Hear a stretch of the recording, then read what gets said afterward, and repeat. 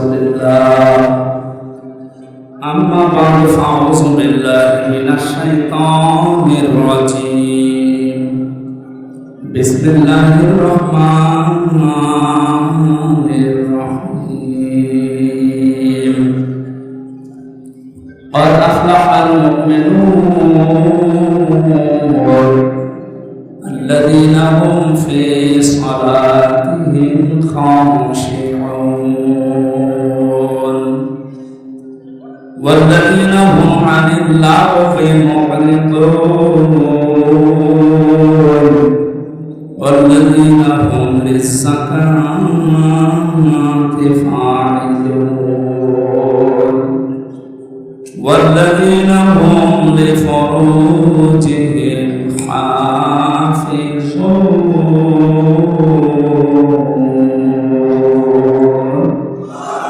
صدقت يا ربنا اللهم صل على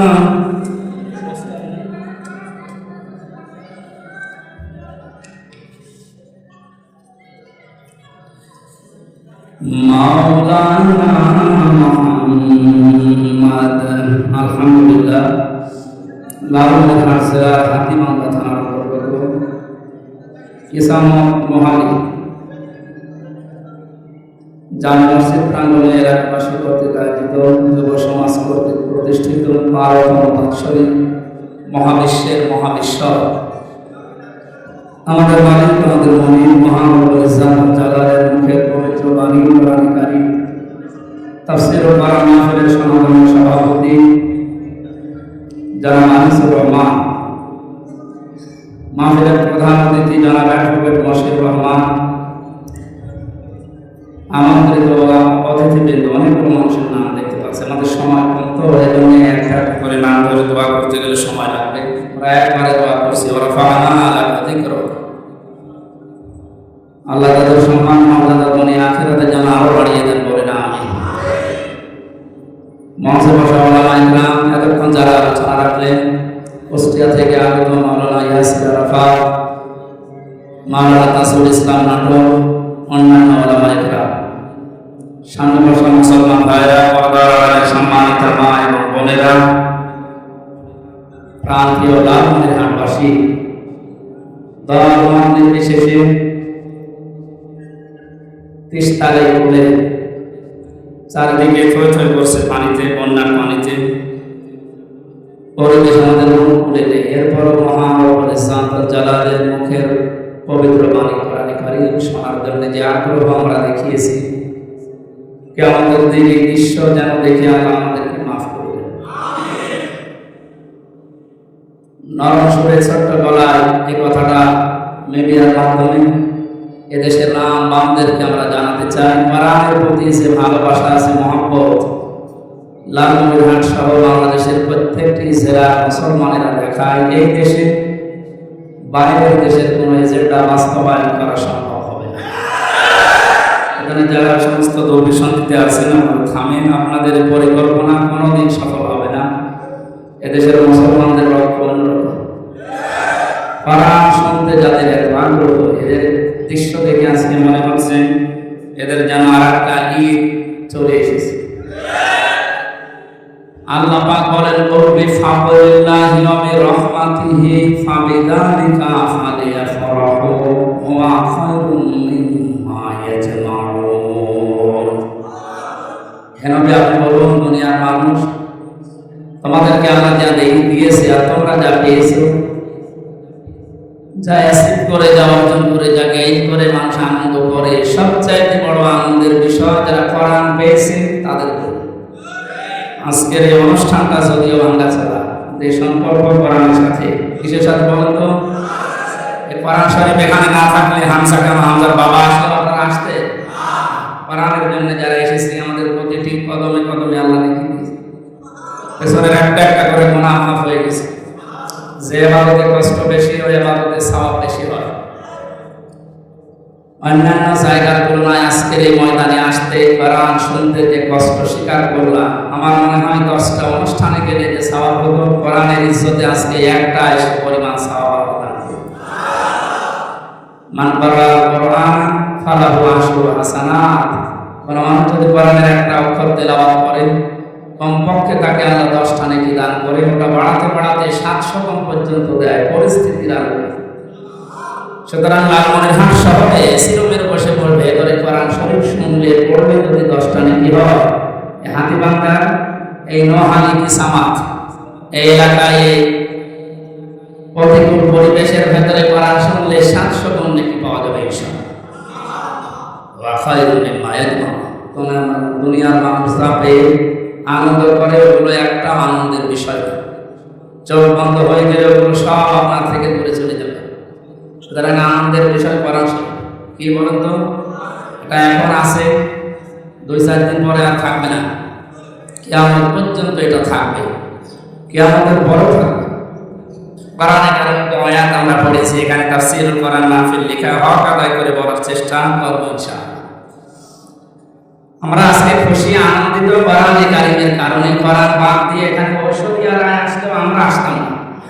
হ্যাঁ, এখানে আসতো ওই ধরনের মানুষ থার্ড ক্লাস, ওই সমস্ত অনুষ্ঠানে যায় তারা third class, 1 class 2nd class মানুষ ওই অনুষ্ঠানে যায় না।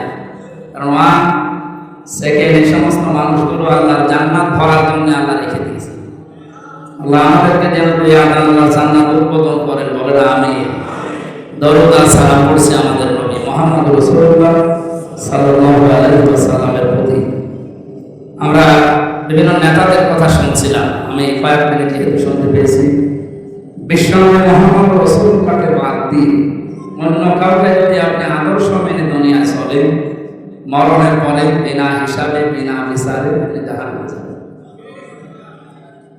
কথাটা খুব ভালো কথা, অথচ এই কথার উপর অনেকে আমল করছে।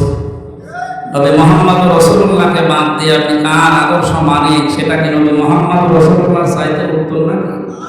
নিজেই বলছেন অথবা নিজে কথার উপরে থাকে, শুধু একটু বিড়ি দিলে আর চা দিলে আমার পাল্টিয়েছে। সুতরাং এটা যেন আমার না পাল্টা, আমার ভেতরে আমার চাই থাকুক, আমার 100 ভাগ যেন এই বিশ্বাস নিয়ে আমি চলতে পারি যে আমার একমাত্র আদর্শ আল্লাহর ঘোষণা দেওয়ার একটা ইয়াসিন। ইয়াসিন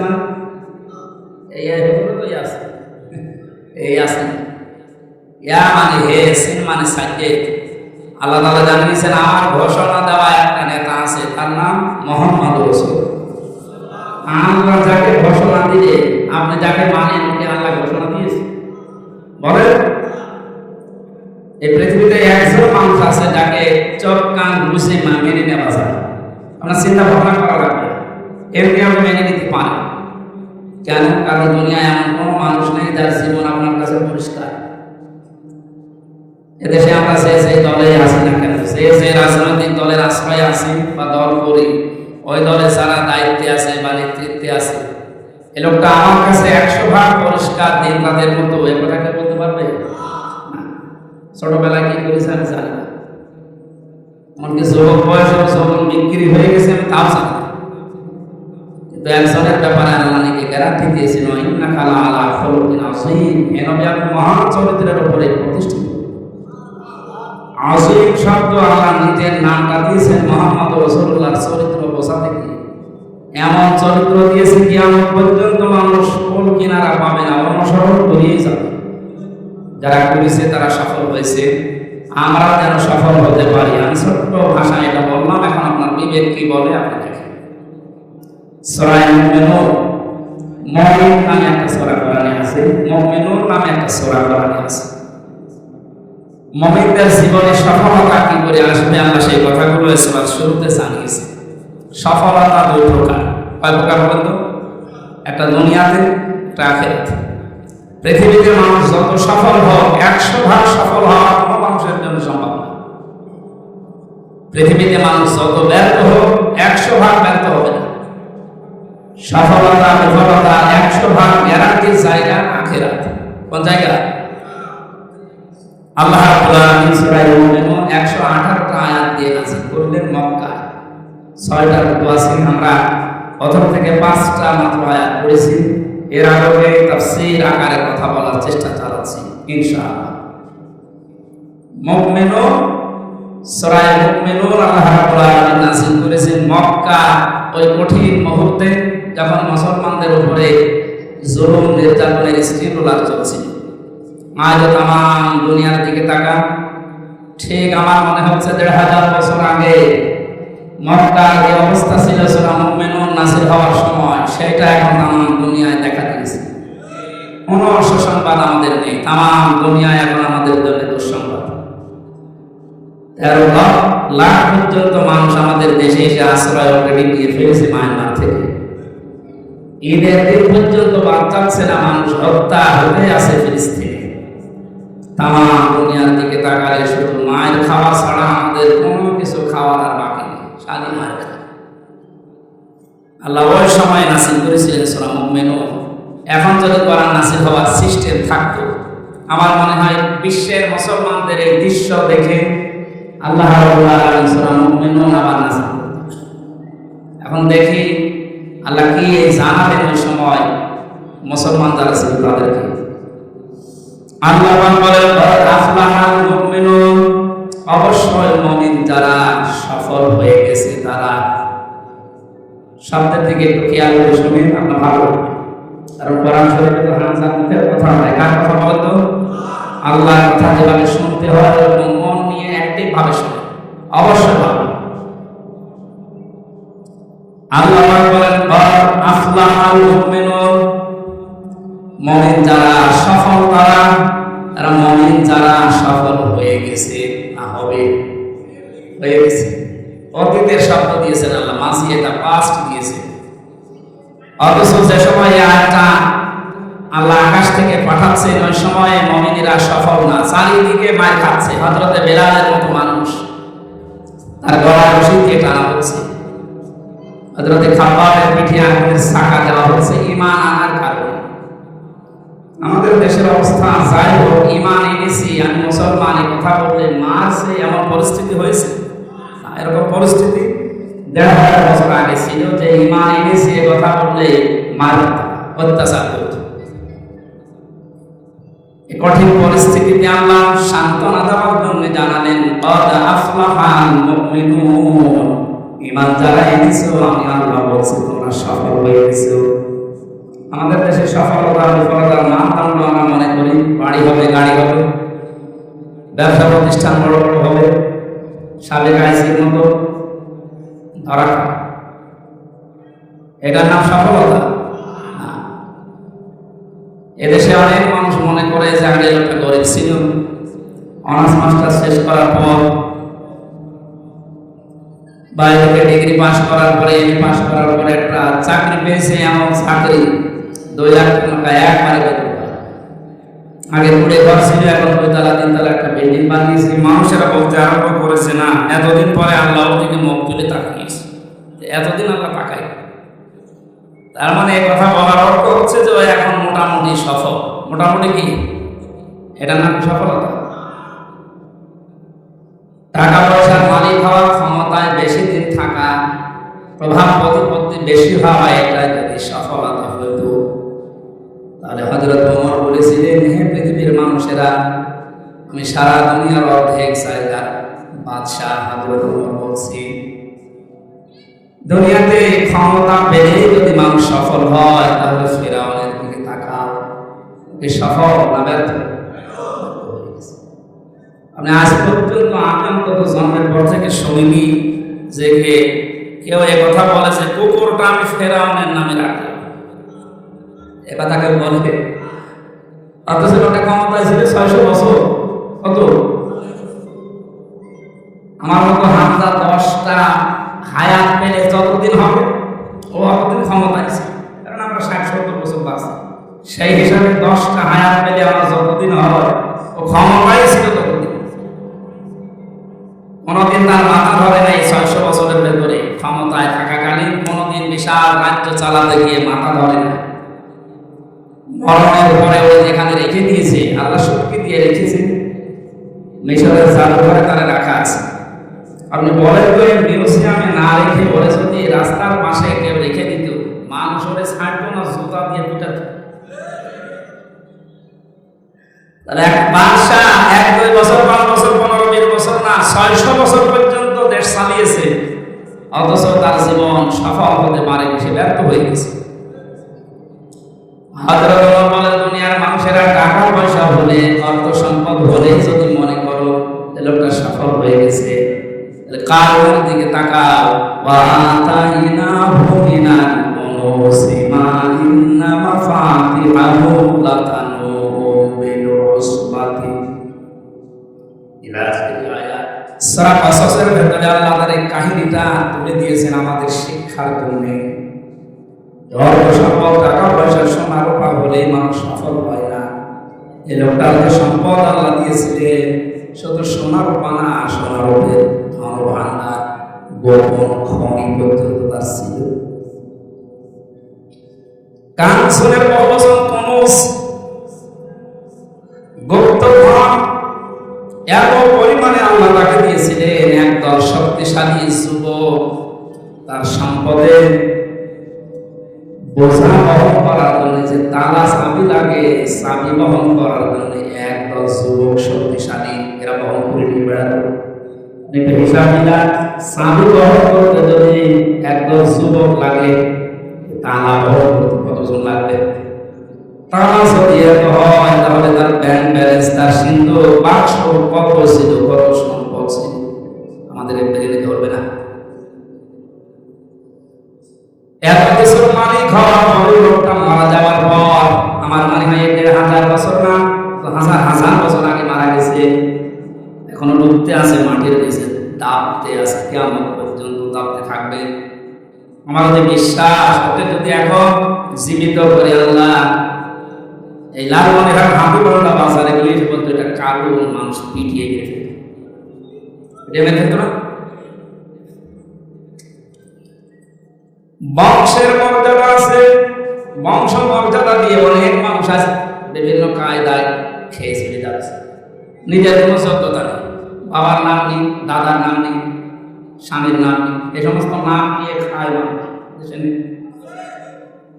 বংশের গৌরব যারা করে তাদের দিকে তাকাতে হবে, তোমার মনে আবু লাহাবের দিকে তাকা, তার বংশ আমাদের মতো এই সর্দার বংশ, সৈয়দ বংশ ছিল, তার বংশ ছিল কি কুরাইশ, পৃথিবীর শ্রেষ্ঠ বংশ।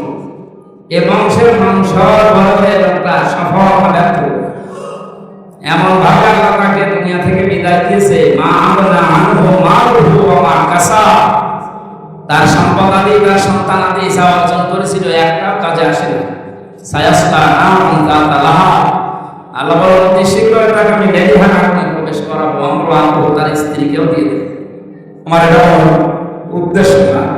হযরত ওমর তিনি পৃথিবীর মানুষকে জানাতে চেয়েছিলেন যে মানুষ যাদেরকে সফল মনে করে, যে বেশি দিন হায়াত পেলাম, বেশি দিন বেশি থাকলাম, টাকা পয়সা বেশি হচ্ছে, ক্ষমতায় বেশি দিন আছি, ভালো বংশের লোক, আমি প্রভাব প্রতিপত্তি, এইটাই সফলতা না। মানুষের সফলতা হচ্ছে তার ঈমান আছে, কি আছে কিনা। এই জয় এলাকার মানুষের আমার মনে হয় যে দৃশ্য নিয়ে আমি দেখতে পাচ্ছি যেভাবে বসবাস করছে, আপনার আর কিছু না থাক, যদি ঈমানটা থাকে, আপনি নিজে আল্লাহ বলেন ওই লোকটা আমার বন্ধু। বুশকে, জো বাইডেনকে আমরা বন্ধু, এই কথা কোরআনে কোনো জায়গায় নেই। গাইবান্ধা, লালমনিরহাট, কুড়িগ্রাম অঞ্চলের এই গরিব মানুষ যার ঈমান আছে, আল্লাহ তাকে আল্লাহ নিজে বন্ধু বলে ডাক দিয়েছে। ধরে বলেন সুবহানাল্লাহ। আল্লাহু ওয়ালিয়ুল্লাযিনা আমানু, আল্লাহ বলেন ঈমান যারা এনেছে আমি আল্লাহ নিজে তাদের বন্ধু হয়ে গেছি। ইখরাজুহুম মিনাজ যুলুমাতি ইলান নূর, আমি আল্লাহ যদি কারো বন্ধু হয়ে যায়, ওই মানুষকে অন্ধকার থেকে বের করে আমি আলোর দিকে নিয়ে যাই। শিরক, বিদআত, কুফরি এই সমস্ত গুনাহগারের রাস্তা থেকে বাদ দিয়ে কোরআনের রাস্তায়, আলোর রাস্তায় আমি আল্লাহ তাকে নিয়ে ডেকে নিয়ে আসি, পথ দেখাই। والذين كفروا أولياؤهم الطاغوت يخرجونهم من النور إلى الظلمات, আল্লাহ বলেন যারা কুফরি করে শয়তান তাদের বন্ধু হয়ে যায়। শয়তান যদি কারো বন্ধু হয় তার কিছু দায়িত্ব আছে। তারা কোরআনের পথ থেকে, মানবতার পথ থেকে, আল্লাহর পথ থেকে, আলোর পথ থেকে, মানুষের তৈরি করা নিয়ম নীতি, শিরক, কুফর, বেদাত এই সমস্ত গ্রন্থ মন্ত্রের দিকে মানুষকে নিয়ে যায়। যদি আপনারা চার এলাকার মানুষ অন্তত মাথায় এতটুকু মগজ আছে, এইটা বসে পৃথিবীতে আলোর পথ, সঠিক পথ, আল্লাহর পাঠানো ইসলামের পথ, এই পথ বাদ দিয়ে যারা শিরকে কুফরে বেদাতিতে মানুষের তৈরি করা নিয়ম নীতির দিকে মানুষকে ডাকে, ওই দিকে নিজেরা চলে, এগুলোর মানুষকে আমার আল্লাহ নিজে বন্ধু বলে না, এগুলোকে শয়তানের বন্ধু বলে আখ্যা দিয়েছে। শয়তান যদি কারো বন্ধু হয় তাদেরকে শয়তানকে কাজ করে, বা নিজের দিকে তাকিয়ে বলেন আপনি কি আল্লাহর বন্ধু না শয়তানের বন্ধু? আল্লাহর বন্ধু যদি কেউ দাবি করেন তাহলে বুঝবেন আল্লাহ আপনার প্রতি একটা কিছু দায়িত্ব পালন করেছে। মানুষের তৈরি করা নিয়ম নীতি আইন কানুন আপনার কাছে তখন সব চাইতে ঘৃণিত মনে হবে, নিন্দিত মনে হবে। আল্লাহর পথ, কোরআনের পথ, ইসলামের পথ আপনার মানতে যদিও কঠিন হয়, একটা তৃপ্তি আপনার ভেতরে আল্লাহ ঢেলে দেবে। ধরে বলো সুবহানাল্লাহ। আমি তো এইটাই বুঝতেছি এখন পৃথিবীতে তাম দুনিয়া দুই ভাগ হয়ে গেছে, একটা ইসলামের দিকে, একটা কুফরের দিকে, একটা মাসলুমের দিকে, একটা সালেমের দিকে। হযরত বেলালের নাম আমরা সে জন্মের পর থেকে শুনছি। এই লোকটার বংশ ভালো ছিল না, টাকা পয়সা ছিল না, মানুষের বাড়িতে কাজ করে খেত, গোলাম চাকর, ক্ষমতা ছিল না। ঈমান থাকার কারণে আল্লাহ এমন জায়গায় পৌঁছিয়ে দিয়েছিলেন, তার জীবনী পড়তে গিয়ে পেয়েছি। বিশ্বনবী বলে আমি দেখো আল্লাহর সাথে দেখা করার জন্য মেরাজে আল্লাহর আরশে যখন গিয়েছিলাম, সিদরাতুল মুনতাহা পার হয়ে হযরত বেলালকে এসে বলেছিলেন তোমার পায়ের আওয়াজ আমি শুনতে পেয়েছি। অথচ তার সিহাব যে বর্ণনা আমি পড়েছি হাদিসে, ওরকম লোক এখানে একটাও নেই। জহবা ছিল ঝোলা, ঠোঁট গুলো ছিল মোটা মোটা, চেহারা কালো, তো কালো হাড়ির কলা কি তার চাইতে কালো ছিল। চেহারা যে বর্ণনা বলছে একবার দেখলে আরেকবার দেখতে মন চাবে, বলেন? অথচ আমরা যারা ঈমান এনেছি, আমার যে বিশ্বাস এখন আছে, এই গায়বাটা লালমনির হাট, এই হাতিবান্ধার রাস্তা দিয়ে যদি হযরতে বেলাল হেঁটে যায়, আর সত্যি সত্যি যদি আমরা জানতে পারি এটা বেলাল, আমার মনে হয় নিজের রোমা পর্যন্ত তার পাও মোছা থেকে দ্বিধাবোধ করবে না। হযরত বেলালের নামে হাজার হাজার মানুষের নাম আছে পৃথিবীতে, অথচ ৬০০ বছর যে লোকটা ক্ষমতা ছিল তার নাম দুনিয়াতে কেউ রাখে না। আমি এটাও জানি এই পৃথিবীতে এখন প্রায় ১৭৫ কোটি মুসলমান। আমি যতটুকু লেখাপড়া করেছি, কোন মানুষের নাম এখন পৃথিবীতে কারো আছে আমার জানা নেই। আছে? নামটা তো খারাপ না, কারুন, ইয়াসিন, কত সুন্দর সুন্দর নাম। মানুষের উপর জুলুম করার কারণে আল্লাহ পাক তার নামটাকে ঘৃণিত বানিয়ে দিয়েছেন, নিন্দিত। এত নিন্দা, এত ঘৃণিত বানিয়েছে, কেউ কুকুরের নামও কারো রাখে না। এমনকি হিন্দুকে যদি বলেন ভাই আপনি অন্য ধর্মের মানুষ, আপনার ছেলে হয়েছে ৫০০ টাকা দেবো, আপনি শুধু ইয়াসিন রাখেন, ও যদি মূর্খ মানুষ আমায় বলবেন কি ইয়াসিন রাখেন। ইয়াসিন এখন নাম নেই, এটা গালি হয়ে গেছে। আপনি শুধু হা করে শুনিয়ে যাচ্ছেন, কিছু বসেন এখান থেকে। আপনার নাম যত সুন্দর হোক, আপনি ইয়াসিনের মতো যত বছর ক্ষমতায় থাকেন, যত টাকা পয়সার মালিক হন কারণের মতো, যত বংশ মর্যাদা উচ্চ হোক, সত্যি যদি আপনি জুলুমকারী হয়ে থাকে, ইমানের দাবি অনুযায়ী যদি চলতে না পারে, চোখ বন্ধ করে দেখেন, কালের পরিক্রমায় সময় আসবে, ইতিহাস আপনাকে নিন্দিত ঘৃণিত করে দুনিয়ার মানুষকে দেখাবে। এটা তো আমি বানালাম নাকি? আবু লাহাব, এর নাম ছিল আব্দুল উজ্জা, এত সুন্দর ছিল দেখতে। আগুন লাগিয়ে দিয়ে উপরে দেখবেন একটা শলাকা মতো ওঠে, সাপের জহ্বা মতো, ওইটা ওই যে শলাকা উঠে যায় সাপের জহ্বা মতো, ওইটার আরবি নাম লাহাব। এত সুন্দর চেহারা ছিল, আগুনের মতো ফর্সা ছিল। অত সেই সুন্দর নামটা আজ দুনিয়ায় গালি হয়ে গেছে। নাম শুনলে মানুষ ঘৃণা করে। কথা বলছেন না? এরা তাফসীর মাহফিল আপনি ১ বছর পর রাখেন, ১২তম চলছে।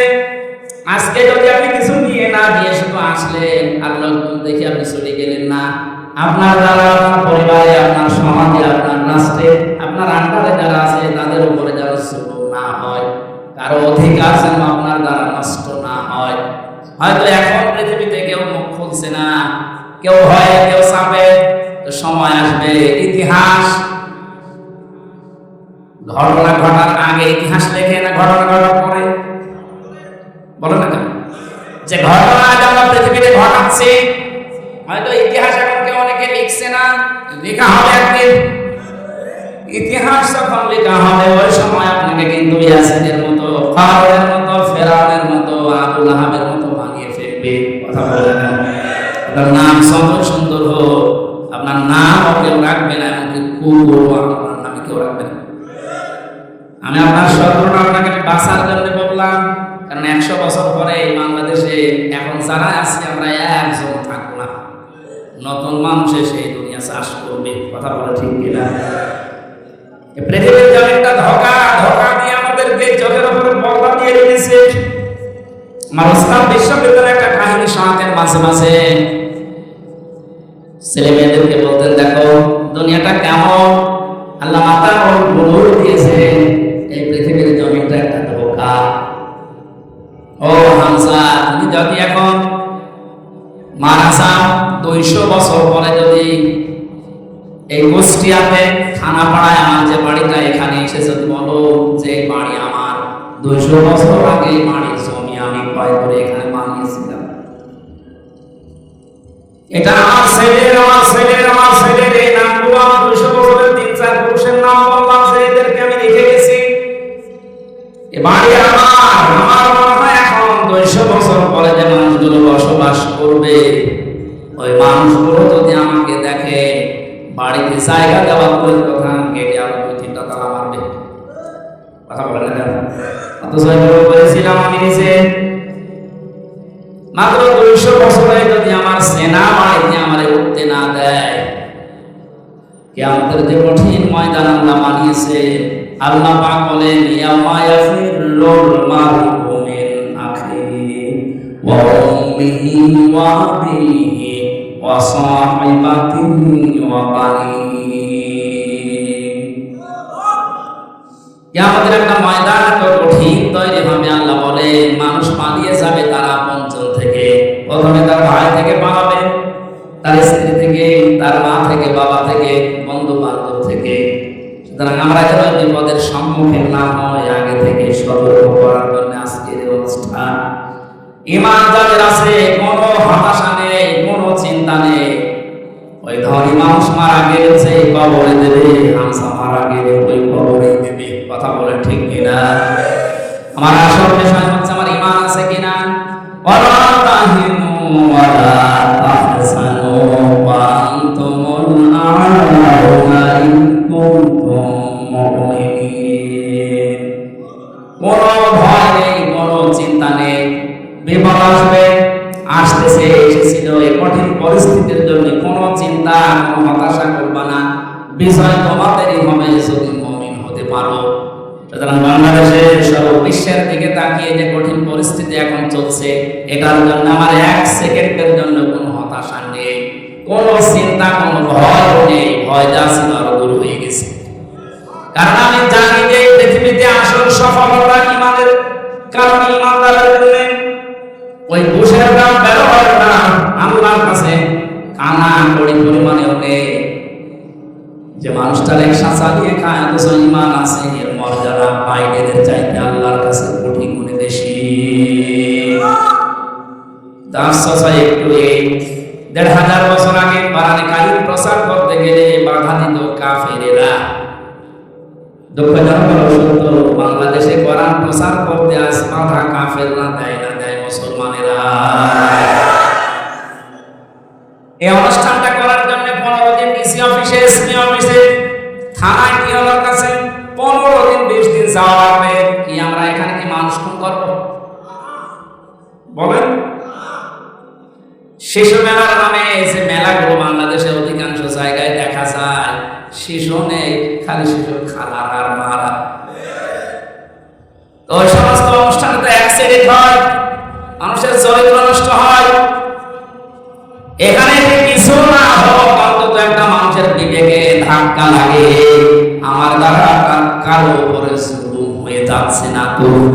কারণ জুলুম যদি কারো দ্বারা কারো উপরে হয়, এই জালেম দুনিয়ার কোনো মানুষের টার্গেট হয় না, ও সরাসরি আল্লাহর মামলার আসামি হয়ে যায়। কোরআনে কারিমে সূরা শূরা 42 নম্বর আয়াতের প্রথম অংশে আছে, ইন্নামাস সাবিলু আলাল্লাযিনা ইয়াজলিমুনা নাস। আল্লাহ পাক বলেন, অবশ্যই আমি আল্লাহ মামলা দেব, কেস করব, অভিযোগ দেব কিয়ামতের ময়দানে তাদের বিরুদ্ধে, দুনিয়ায় যারা মানুষ হয়ে মানুষের উপরে জুলুম করেছিল। ও লালনের হাত হাসি বিবেক যদি একটু থাকে, একটু কাজে লাগান। এটা রেকর্ড হয়ে কালকেই সারা বাংলাদেশে ছড়াবে। আমার সামনে এখন মাত্র 1000 মানুষ না, আমার সামনে এখন 18 কোটি মানুষ। সবাইকে উদ্দেশ্য করে বলছি, এই দেশে আমার যতটুকু কোরআন হাদিস পড়ার পরে বাস্তবতা দেখতে পাচ্ছি, এদেশের 100 জনের 98 জন আল্লাহর মামলার আসামি। শেখ সারা বলছেন আমরা কি আমার আমার স্ত্রীর উপরে, আমার সন্তানের উপরে, আমার মা বাবার উপরে জুলুম হয়ে যাচ্ছে, এমনকি আমার ভাইয়ের উপরে, আমার বোনের উপরে জুলুম হয়। গত কয়েকদিন আগে একজন প্রশ্ন দিয়েছে, হুজুর বোনের সম্পত্তি দেওয়া লাগবে, দেওয়া লাগবে মানে কেউ যদি রাস্তায় ডাকাতি করে তার সে গোনা হয়, তার চাইতে ডবল গোনা হবে কেউ যদি বোনের জমি ভাইয়ের জমি গিরি দেয়। মতো সেরকম বহু মানুষ পাওয়া যায় 5 ওয়াক্ত নামাজ তাহাজ্জুদ মিলে পড়ে হজ করে এসেছে, বোনের জমি না দিয়ে ফাঁকি দিয়ে খেয়ে ফেলেছে। কিয়ামত পর্যন্ত হজ করলেও হজ করতে হবে না। যারা মানুষকে শরীক ফাঁকি দিয়েছে তাদের 2টা অপরাধ হয়, 2টা গুনার কারণে তাদেরকে আল্লাহ 2টা শাস্তি দেবে। 1 নম্বরে ওই মানুষ যেই দিন শরীক ফাঁকি দিয়েছে ওই দিন থেকে যতদিন ইবাদত করবে মরণ পর্যন্ত কোনো ইবাদত মাথার উপরে উঠবে না। 2 নম্বরে মানুষ যখন মারা যাবে তখন ঈমান পাবে না, বেঈমান হয়ে যাবে। বাংলাদেশে শরীক ফাঁকি দেওয়া মানুষ আছে না? কিছু মানুষ জমিন চাষ করে, এলাকা জমিনের দাম না এরকম না, জমিন চাষ করতে করতে পুরা জমি ঠিক আছে, আইলের কাছে গেলে নাঙ্গলের মাথা পাকা হয়ে যায়। যত বরকত আল্লাহ আইলের কাছে দিয়েছে, আর আইল কাটতে কাটতে এমন আইল বানিয়েছে আইল আপন সিরাত। আইলের কাছে গেলে সাবধান হওয়া দরকার, কারণ এক বিঘা জমি যদি অন্যের ভেতরে চলে যায় আপনার আইল কেটে হওয়ার কাছে কোনো কায়দায় কিয়ামতে তামাম দুনিয়ার মতো 7টা জমিন মাথার উপরে চাপিয়ে দেবে। এটা কি হাস্যকর কথা বলেন? যারা এখন লাইনে আছে আল্লাহ আমাদেরকে যে ভঙ্গেশ্বর যারা মানুষের জমিন ফাঁকি দিয়ে খায়, জোর করে অন্যায় করে অবৈধভাবে দখল করে খাচ্ছে, আপনি থামেন। আপনার এই সমস্ত অবৈধ সম্পদের মালিক হওয়ার জন্য আপনার ছেলে, আপনার মেয়ে, আপনার বউ প্রস্তুত হয়ে আছে, কিন্তু এইটার কারণে যে গোনা হয়েছে এই গোনা দেওয়ার জন্য কেউ প্রস্তুত না। বলে বাংলাদেশের এক এমপি কয়েকদিন আগে মারা গেছে টুকরা টুকরা হয়ে, কত কোটি টাকা মামলা নিয়ে তাকে টুকরা টুকরা করেছে, কত কোটি টাকা বানিয়েছিল। এই টাকাগুলো এখন তার মেয়ে, তার বউ, তার ছেলে এরা ভোগ করছে, কিন্তু তার পাপের কারণে, তার অবৈধ কামের কারণে যে পাপ হয়েছিল এই পাপের ভাগ কেউ দিচ্ছে? বলেন। অনেকে মনে মনে করে যে ওরে যত টুকরা করেছে ফেরেশতারা খুঁজে পাবে কি করে, আর টুকরা টুকরা শাস্তি তো হয় মানুষের উপরে। কিসের উপরে? টুকরা 1000 হোক, কিন্তু লোকটা কোথায় আছে? সিজ্জিনে। কোথায় আছে বলো তো? ওখানে আল্লাহ শাস্তি লাগাবে।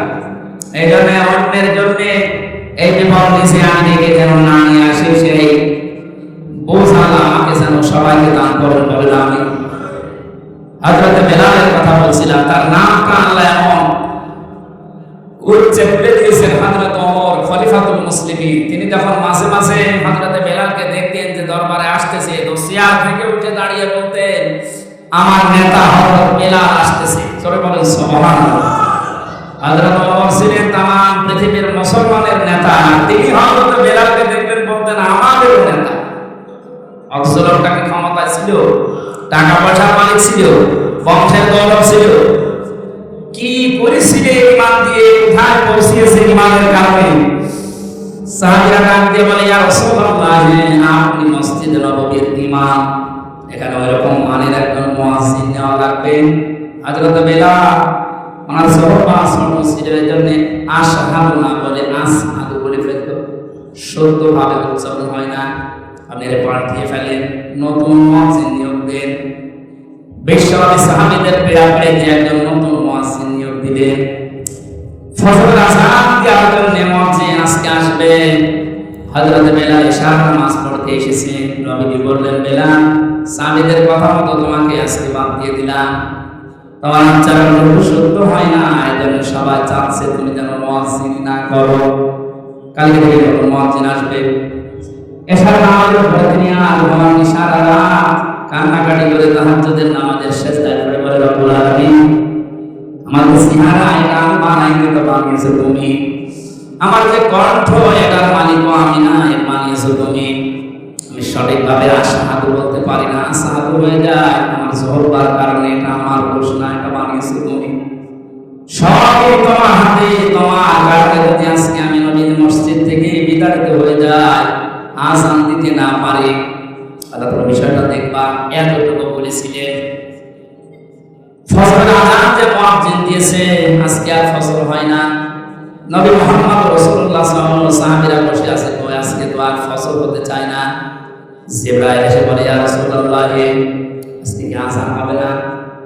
নবী বলেন, হ্যাঁ, আযান হয়েছে, সুন্দর শরীরের কণ্ঠে মুয়াজ্জিন আযান দিয়েছে।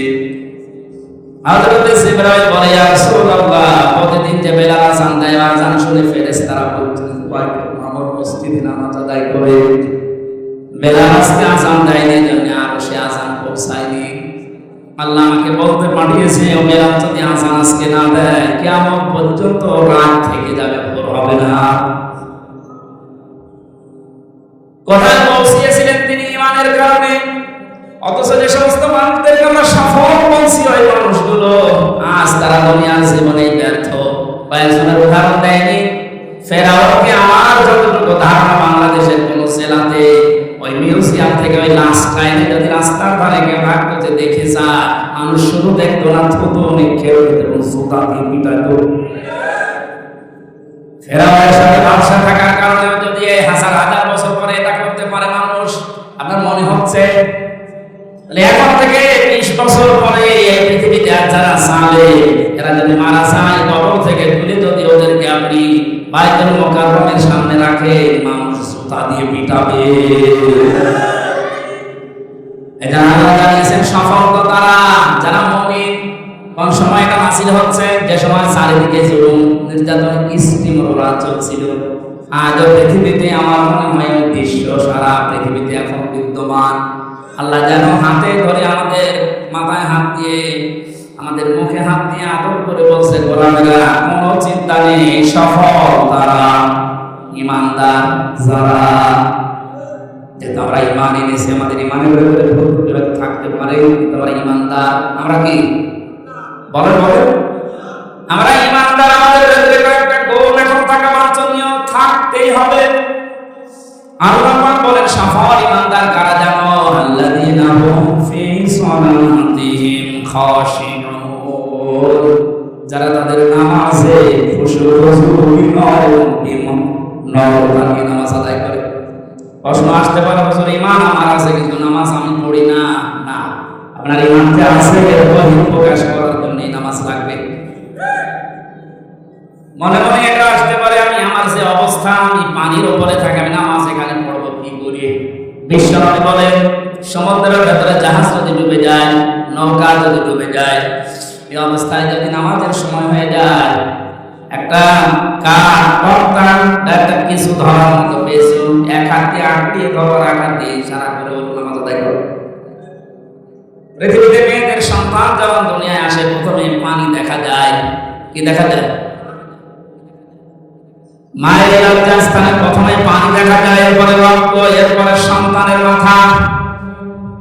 আল্লাহ হাবিব জানিয়েছে, একটা মহিলা সন্তান দুনিয়ায় আসতেছে, পানি চলে এসেছে, কঠিন অবস্থায় যদি মনে হয় যে আমাদের সময় হয়ে গেছে, তোলার ভেতরে এই মেয়েটাকে বসিয়ে সন্তানের মাথা পিছিয়ে দিয়ে বলা, নামাজ পড়ুন। আপনি আছেন কোন যুক্তিতে? এরকম কঠিন পরিস্থিতিতে নামাজ আদায় করার যদি নির্দেশ থাকে, আপনি কি অজুহাত দিতে পারেন বলেন? এখানে দুনিয়ায় আমাদের বিভিন্ন সমস্যা, হতাশা আসতেছে, আসবে। আরে সব এলাকার মানুষ তো এমনি অভাবে আসবে। যত অভাব হোক, সে কোনো কষ্ট হোক, মুসিবত হোক, যদি হতাশা আপনাকে ঘিরে ধরে আর কোনো পথ পাচ্ছেন না, লম্বা একটা সেজদা দিয়ে যদি চোখের পানি ফেলে কিছু বলতে পারেন, আল্লাহ আমি কিন্তু সত্যি অসহায়, আমার তো মনে হয় সেজদা যদি লম্বা হয়ে যায় আর চোখ দিয়ে যদি মন থেকে পানি নিয়ে আসে গড়িয়ে ফেলতে পারে, মনে মনে দেখবে আল্লাহ যারা আপনার মাথায় হাত বোলাচ্ছে।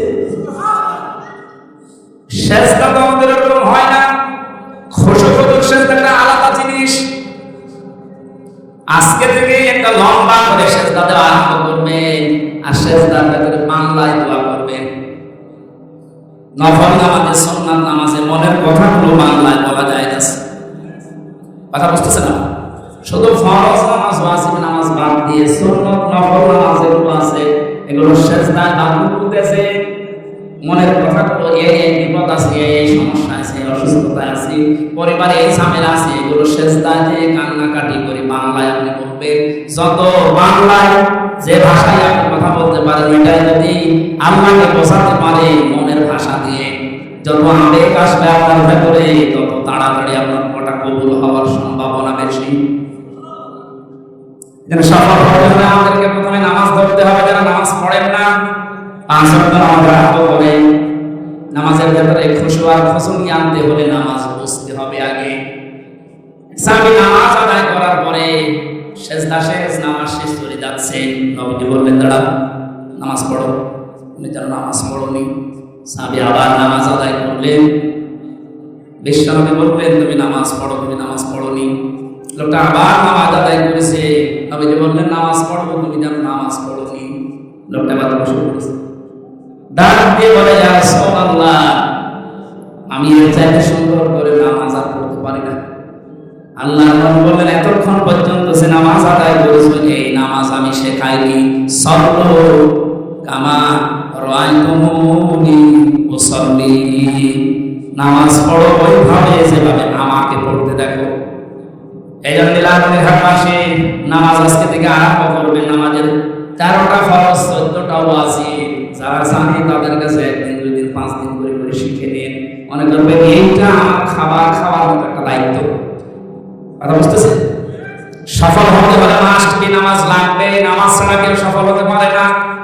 কোন মানুষ যদি নামাজ পড়ে না, আকাশ দিয়ে উড়ে যাচ্ছে, বুঝবেন এটা বন্ধ। কথা বুঝে? হয়তো সিমকে বশ করার মাধ্যমে অথবা কুফরি কালামের মাধ্যমে কাজ করছে। নামাজ আদায় না করে কেউ যদি আকাশ দিয়ে উড়ে যায়, এটা যদি ভণ্ড হয়, যে দরবারে গেলে নামাজ নেই, নামাজের শিক্ষা নেই, ওটা ভণ্ডের দরবার না। এই জন্য আশা করছি আপনি নামাজ আদায় করা শুরু করবেন। আমি খুব সংক্ষেপ করছি তাড়াতাড়ি, কারণ আসরের নামাজ সমাগত। ওয়াল্লাযীনা হুম আনিল লাগবি মুরিদুন, আল্লাহ পাক বলেন যে মানুষগুলো অনর্থক কথাবার্তা, অনর্থক কাজ কারবার থেকে নিজেকে বাঁচিয়ে রাখে। আজ একটা মোবাইলের মাধ্যমে হাজারো মানুষ অনর্থক বিষয়ে ডুবে থাকে সারাদিন সারা রাত। যারা সফল হতে চায়, তারা অনর্থক কোনো বিষয় নিয়ে আমরা ডুবে থাকবো না। যে কাজের কোনো অর্থ নেই, যে কাজের কোনো সময় দিলে কোনো অর্থ পাওয়া যায় না, দুনিয়া আখিরাতে কোনো লাভ হয় না, ওরকম কোনো কাজে মন যেতে পারে না। ওয়াল্লাযীনা হুম লিয-যাকাতি ফাইলুন, মুমিন যারা, তারা যাকাত আদায়ে তৎপর হবে। প্রশ্ন আসতে পারে, আয়াতগুলো তো নাযিল হয়েছে মক্কায়, আর যাকাতের বিধান নাযিল হয়েছে মদিনায়, তাও হিজরত করার 2 বছর পর। তাহলে এই আয়াতগুলো কি মিথ্যা? আল্লাহ রাব্বুল আলামিন এখানে যাকাত দ্বারা শুধুমাত্র সম্পদের যাকাত না, নিজের শরীরকে, নিজের মনকে পরিচ্ছন্ন করা, পবিত্র করার দিকেও ইঙ্গিত দিয়েছেন। সুতরাং আজ আমাদের শরীর 3.5 হাত বডি পবিত্র করা লাগবে, কোনো হারাম জিনিস যেন আল্লাহর ভেতরে প্রবেশ না করে। আজ হাজারো পুরুষ মানুষ হালাল ভাবে বেঁচে থাকার জন্য যদি চেষ্টা চালায়, পরিবারস্থ লোকদের কারণে আজ অনেকেই পারে না হারাম জিনিস দিয়ে নিজের শরীরকে, পরিবারকে লালন পালন করতে, শেষে অবৈধ পথ বেছে নেয়। এজন্য আমরা যদি সফল হতে চাই, অবশ্যই আমাদেরকে পবিত্র শরীর, মন, আত্মা, قد أفلح من تزكى, আল্লাহ পাক বলেন সফল হয়েছে তারা যারা নিজেদেরকে পরিচ্ছন্ন, পবিত্র শুদ্ধ করতে পেরেছে। আল্লাহ আমাকে সব প্রত্যেককে এরকম মন দান করেন, বলেন আমিন। একটু আগে বললাম যাদের কারণে আপনি অবৈধভাবে টাকা ইনকাম করে রেখে যাচ্ছে, তারা এই ইনকামের ভাগ নিতে রাজি আছে, কিন্তু আপনার পাপের ভাগ নিতে কেউ রাজি না। পরের আছে ওয়াল্লাযীনা হুম লিফুরুজিহিম হাফিজুন। এই মানুষগুলো যদি সফল হতে চায়, তারা নিজেদের লজ্জা স্থানের হেফাজত করে। হাজার মেয়ে লোক পেছনে বসে আছে, এটা শুধু এদের জন্য না, রেকর্ড হচ্ছে এই কারণে বলছি। আজ হাজার হাজার ইমানদার দেশ বিদেশে নিজের লজ্জা স্থান অন্য জায়গায় ব্যবহার করছে নিজের স্ত্রীর উদাসীনতার কারণে। যে পরকীয়া প্রেম করে মানুষ, সব করে মনে করছে, সব করে যদি করে আমার মনে হয় 100 জনের 70 জন, বাকি 30 জন বাধ্য হওয়ার মতো টাকা আছে। যেন মা যারা এসেছেন আপনার জান্নাতে যাওয়ার জন্য যে শর্তগুলো আছে, তার অন্যতম একটা জায়গা হচ্ছে আপনার স্বামী। ও যদি জায়েজ কোনো হুকুম করে, জীবন থাকতে আপনাকে মানা রাখবে। আজ পারিবারিক জীবনে দাম্পত্য বড় হয়ে এমন জায়গায় পৌঁছিয়েছে, 3টা বছর আমি জেলের ভেতরে থাকাকালীন এটা দেখেছিলাম। ওখানে 100 জনের আসামির ভেতরে আমার 60 জন আসামি শুধু এই বউ আর আসামি। এই মানে নেলকেন্দ্রিক পারিবারিক জীবনে অশান্তি, সমস্যা, ছোটখাটো জিনিস নিয়ে আর আমার মালিন্য করে শেষ পর্যন্ত বউ কিভাবে মেরে ফেলে আর মার। এখন কাশিমপুর গাজীপুর কারাগারে যে লোকটা ফাঁসি দেয় জল্লা, এই লোকটার মামলা খুব বড় মামলা, এই বউ মারা, অথচ অনেক বছর সৌদি আরব আছে। ওখান থেকে এসে বিয়ে করার পরে মা আর বোন মিল নেই, ছোটখাটো জিনিস নিয়ে খালি মনে করে ভাগ হচ্ছে আমার নিজের সম্পদ, আমি মাকে দেবো, বোনকে দেবো, আর এই দেখতে পারে না। সংশোধন করার জন্য একটা থাপ্পড় দিয়েছিল, জায়গা মতো লেগেছে, সাদা গেছে, মনে হচ্ছে জেল কাটতেছে, ও যাবজ্জীব ফাঁসির আসামি ছিল, এখন যাবজ্জীব 30 বছর জেল কাটা লাগবে। 17 বছর ছিলাম মুসলমানদের বিদেশ ছিল সৌদি আরব, 30 বছর জেল কাটা লাগবে। ওর জীবন আর কি থাকে বলে, ওকে খুব বড় অপরাধ করে গেছে। এই পারিবারিক জীবনের সামান্য বিষয় না। এখানে ফুরুজিহিম হাফিজুনের ব্যাখ্যা এখানে কাছে প্রায় 8-9টা আজকেও আমি আসার সময় দেখছিলাম, এতগুলো লেখা আছে। হাজার মানুষের লজ্জাস্থানগুলো ধ্বংস হয়ে যাচ্ছে পারিবারিক জীবনের ছোটখাটো বিষয়। সম্মানিত মা বোনেরা, আপনাকে আমাদের সম্পদ দিয়েছে, এই সম্পদটা শুধু স্বামীর জন্য খাস, অন্য জায়গায় ব্যবহার করে নষ্ট করে ফেলেছেন। আপনার যৌবন জীবনকে বিক্রি করে দিয়েছেন, এ কারণে আজ পারিবারিক জীবন শান্তি নেই। এখানে বের হওয়ার পরে আমি বইগুলো লিখেছিলাম পুরুষদের জন্য, আর মেয়েদের জন্য একটা আছে পারিবারিক জীবনে অশান্তি এবং তার সমাধানের কারণটা কি। যতগুলো ইন্টারভিউ নিয়েছিলাম বেরোতে থাকতে, ওদের কাছ থেকে যেগুলো পেয়েছি কোরআনের সাথে হাদিসের সাথে মিলিয়ে মনটা গাড়ি করেছি। মেয়েদেরকে পড়তে দেবে, নিজের বউকে, মেয়েকে, বেটার বউকে, ফুফুকে, খালাকে, মাকে এগুলো পড়াবে। 120 পৃষ্ঠা পর্যন্ত লিখেছিলাম। এটা পুরাটা শেষ করতে পারলে আমার মনে হয় পরিবারে শান্তি আসবে ইনশাআল্লাহ।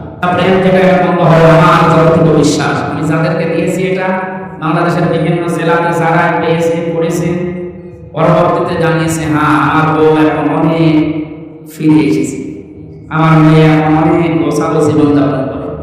আশা করছি আমাদের এই লজ্জা স্থানকে পবিত্র করার জন্য বইটা কাজে লাগবে। আর আজকে তো আসলে আমার মনে হয় এখন আজান হচ্ছে, নামাজ একটু পরে আরম্ভ হবে।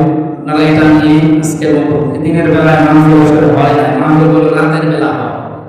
আপনারা যে মামলি শীতের সময় আর 3টা বছর তো ছিলাম জেলখানায়, ভাবেন বের হয়েছিলাম ডিসেম্বরের শেষের দিকে, জানুয়ারি 15, 11, 12 তারিখ থেকে এই অনুষ্ঠানগুলো সারা বাংলাদেশের সব জায়গায় যাওয়ার আগে তো এই কারণে ডেট দেওয়া যায় না। 560টার উপরে থানা, এক এক থানায় একবার করে গেলেও প্রায় 2-3 বছর পরে এক জায়গায় আসা যায়। আর 2-3 বছর ছিলাম, এই জন্য অনেকদিন পরে এসেছি।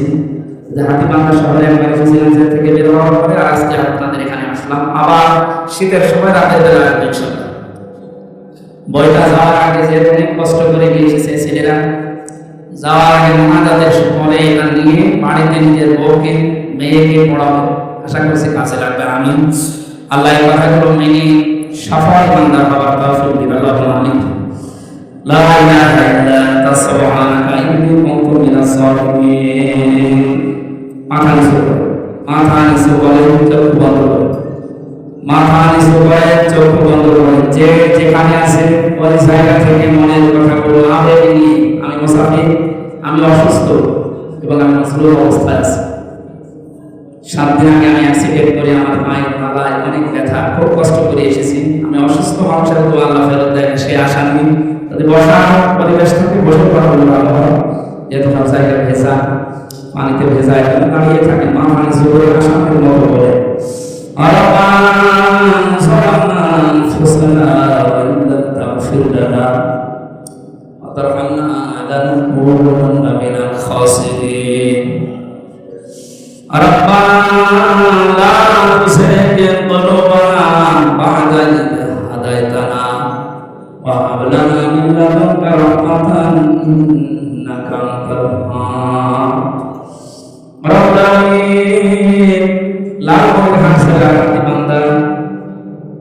এই চর এলাকার দিকে তিস্তার কোল ঘেঁষে হাজারো মানুষ দিনের বেলা সব ইসলাম বাদ দিয়ে এলাকার মানুষ বন্যা পানিতে অনেকে হাঁপুড়ে খাচ্ছে। কঠিন পরিস্থিতিতে প্রত্যেকের বাড়িতে এখন কিছু না কিছু জিনিস নিয়ে তারা অশান্তিতে আছে, অসুস্থ আছে।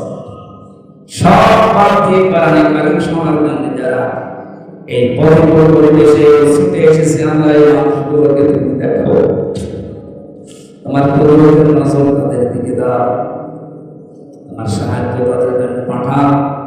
আমরা বিশ্বাস করি রোগ দেওয়ার মালিক তুমি, শেফা দেওয়ার মালিক একমাত্র তুমি।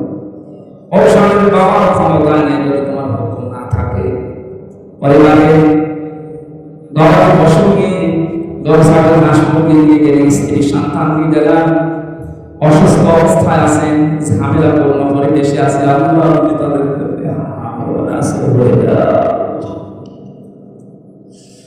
কঠিন অবস্থায় যারা কারণে গাড়ির প্রসারের জন্য চেষ্টা চালিয়েছে যে যুবকেরা, এই যুবকের যে মা পেটে নিয়েছে মায়ের পেট করে খালিদার মতো ভাঙিয়ে দেওয়া, এমন কষ্ট করেছে 15 দিন ধরে তারা, আল্লাহ এদেরকে তুমি খালি হাতে ফেরত দিও না, মনের ভেতরে যা যে কামনা বাসনা আছে আমাদের সাইজ আশা পূর্ণ করে দাও।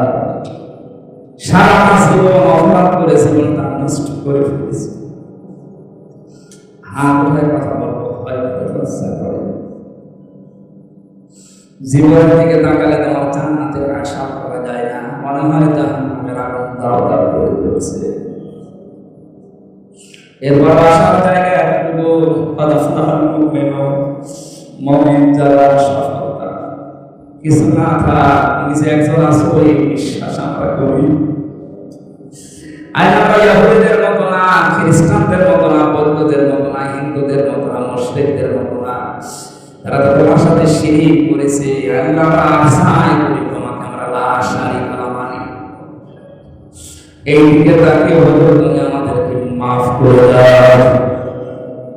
এই বিশাল আয়োজনে আমাদের কাছে বিশাল মনে হচ্ছে, তোমার দৃষ্টিতে ছোট হতে পারে, কিন্তু বিশাল আয়োজনকে আল্লাহ তুমি কবুল করো। সওয়াবগুলো তুমি নবীর রাজায় পৌঁছিয়ে দাও। তামাম দুনিয়ার মাটির নিচে যত মানুষ ঘুমিয়ে আছে এদেরকে মাফ করে দাও। বন্যার পানি এলাকায় এসে যে অস্বস্তিশীল পরিবেশ তৈরি করে রেখেছে, আল্লাহ তুমি পানিটাকে তার জায়গায় আবার নামিয়ে দাও। এই মানুষের ফসল দেওয়ার প্রদান করো, সব দুর্যোগ থেকে তাদেরকে তুমি রক্ষা করো। তিস্তা নদীতে যত রকমের খারাপি আছে খারাপি থেকে বাঁচাও।